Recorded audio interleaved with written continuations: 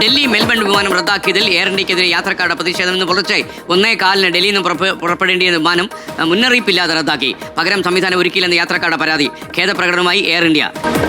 Air India വിമാനത്തിന് വീണ്ടും സാങ്കേതിക തകരാർ. സാൻ ഫ്രാൻസിസ്കോയിൽ നിന്ന് മുംബൈയിലേക്ക് വന്ന വിമാനത്തിന്റെ തകരാർ ശ്രദ്ധയിൽപ്പെട്ടത് കൊൽക്കത്തയിലെത്തിയപ്പോൾ യാത്രക്കാരെ മറ്റൊരു വിമാനത്തിൽ മുംബൈയിലെത്തിച്ചു. അങ്ങനെ കപ്പലിന്റെ സീസൺ കഴിഞ്ഞു, ഇപ്പൊ വിമാനങ്ങളുടെ സീസണാണ്. നമ്മുടെ നാട്ടിൽ എന്തുകൊണ്ടാണ് ഇങ്ങനെയെന്ന് എനിക്ക് മനസ്സിലാവുന്നില്ല.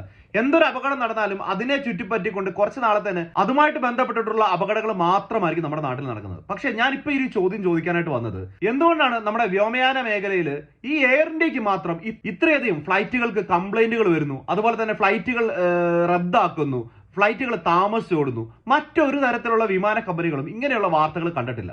ഇപ്പൊ തന്നെ ഒരേ ദിവസം വന്ന 2 വാർത്തകളാണ് ഞാൻ കാണിച്ചത്. ഒരിടയ്ക്ക് നമ്മൾ ഒരുപാട് കേട്ടിട്ടുള്ളതാണ്, ഇന്ന് പോകേണ്ട ഫ്ലൈറ്റ് നാളെ പോകുന്നു, ഒരു മുന്നറിയിപ്പ് ഇല്ലാണ്ട് വിമാനങ്ങൾ റദ്ദാക്കുന്നു. എന്തുകൊണ്ടാണ് എയർ ഇന്ത്യക്ക് മാത്രം ഇങ്ങനെയുള്ള കാര്യങ്ങൾ സംഭവിക്കുന്നത്? മറ്റേതെങ്കിലും എയർലൈൻസിന് ഇങ്ങനെ ഒരു പ്രശ്നത്തെ കുറിച്ച് നിങ്ങൾ കേട്ടിട്ടുണ്ടോ? നമ്മുടെ ഇന്ത്യയിലെ തന്നെ എത്രയധികം എയർലൈൻസുകളുണ്ട്, ഇവർക്ക് ആർക്കും ഇങ്ങനത്തെ ഒരു പ്രശ്നങ്ങളെ കുറിച്ച് അധികം നമ്മൾ കേട്ടിട്ടില്ല.